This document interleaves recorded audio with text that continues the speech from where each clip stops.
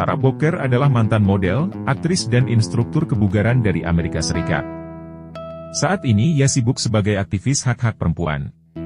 Sarah adalah seorang Amerika yang tinggal di Florida dan South Beach, Miami dengan kehidupan yang mewah. Kehidupan Boker ketika itu hanya terfokus pada bagaimana ia menjaga penampilannya agar menarik di mata orang banyak. Hingga suatu saat dia menemukan Islam dan mencoba mengenakan jilbab. Kisah dia dalam menanggalkan bikini dan mengenakan hijab benar-benar menginspirasi. Simak pengakuan kisahnya berikut ini. Aku tumbuh di kota kecil di South Dakota, Amerika Serikat, yang aku pernah berhubungan hanya dengan agama yang ada di berbagai dominasi Kristen. Aku dan keluargaku kadang-kadang menghadiri gereja Lutheran, atas dorongan ibuku, dan akhirnya aku membenarkan Lutheran.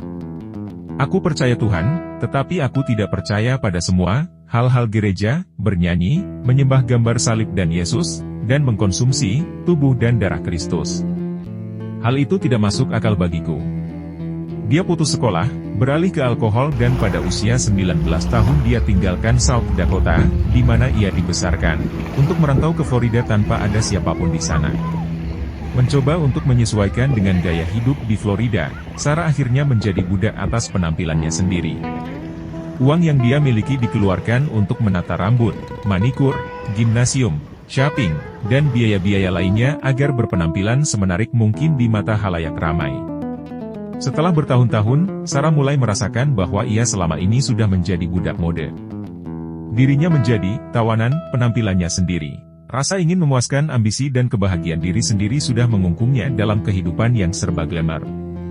Sarah pun mulai mengalihkan kegiatannya dari pesta ke pesta dan alkohol ke meditasi, mengikuti aktivitas sosial dan mempelajari sesuatu yang dia sebut sebagai agama alternatif.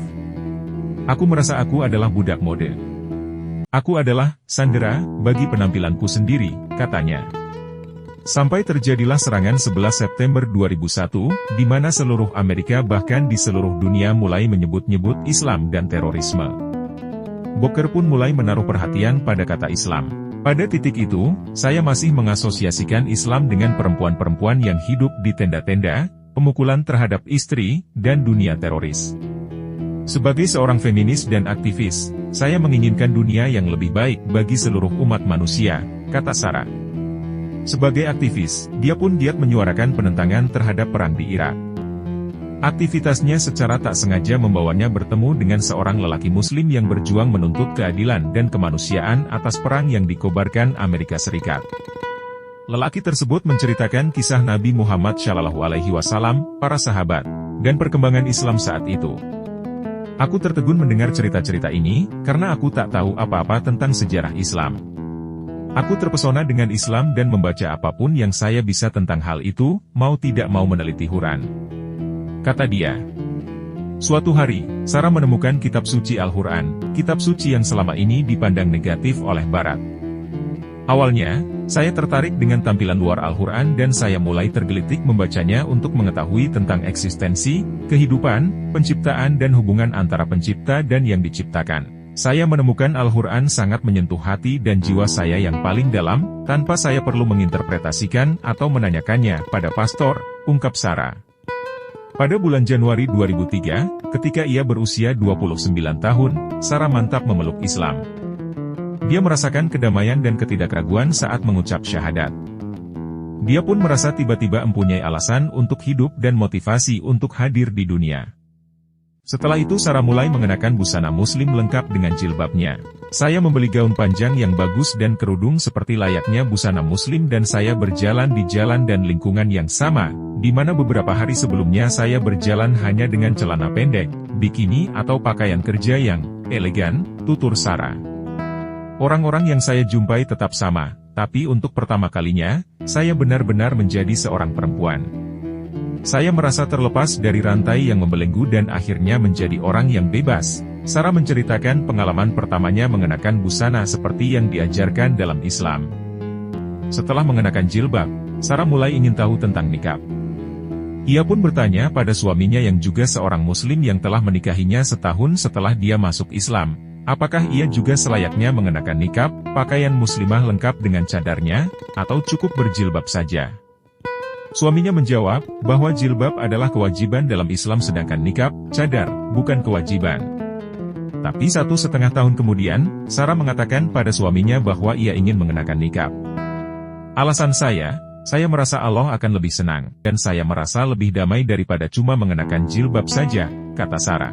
Pada saat ini, nikab adalah simbol baru kebebasan perempuan untuk menemukan siapa dia, yang memotivasinya, dan cara dia dalam berhubungan dengan penciptanya, kata Sarah. Sang suami mendukung keinginan istrinya mengenakan nikab dan membelikannya gaun panjang longgar berwarna hitam beserta cadarnya.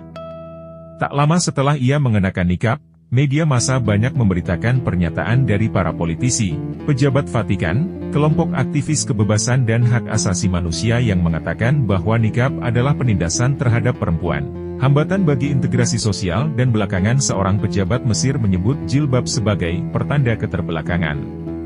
Saya melihatnya sebagai pernyataan yang sangat munafik.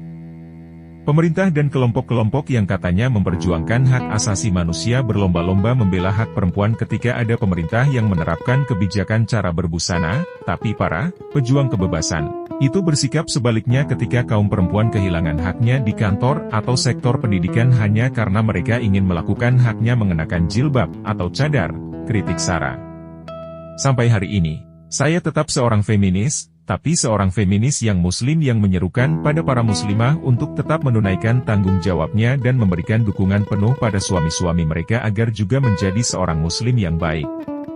Membesarkan dan mendidik anak-anak mereka agar menjadi muslim yang berkualitas sehingga mereka bisa menjadi penerang dan berguna bagi seluruh umat manusia. Menyerukan kaum perempuan untuk berbuat kebaikan dan menjauhkan kemunkaran, untuk menyebarkan kebaikan dan menentang kebatilan, untuk memperjuangkan hak berjilbab maupun bercadar serta berbagi pengalaman tentang jilbab dan cadar bagi muslimah lainnya yang belum pernah mengenakannya, ujar Sarah. Ia mengungkapkan, banyak muslimah yang mengenakan cadar di barat adalah kaum perempuan yang menjadi mualaf. Beberapa di antaranya bahkan belum menikah. Sebagian ditentang oleh keluarga atau lingkungannya karena mengenakan cadar. Tapi mengenakan cadar adalah pilihan pribadi dan tak seorang pun boleh menyerah atas pilihan pribadinya sendiri, ungkap Sarah. Saat ini Sarah adalah seorang direktur komunikasi di The March for Justice, seorang co-founder The Global Sisters Network, dan produser terkenal Shop Awi Gallery. Bersama suaminya, Sarah telah pindah dari Amerika ke Mesir untuk hidup dalam lingkungan Islam. Hati saya penuh dengan sukacita. Penderitaan dan kesepian telah hilang. Saya sekarang merasa telah memiliki tempat. Saya menjadi seseorang yang saya inginkan, kata Sarah.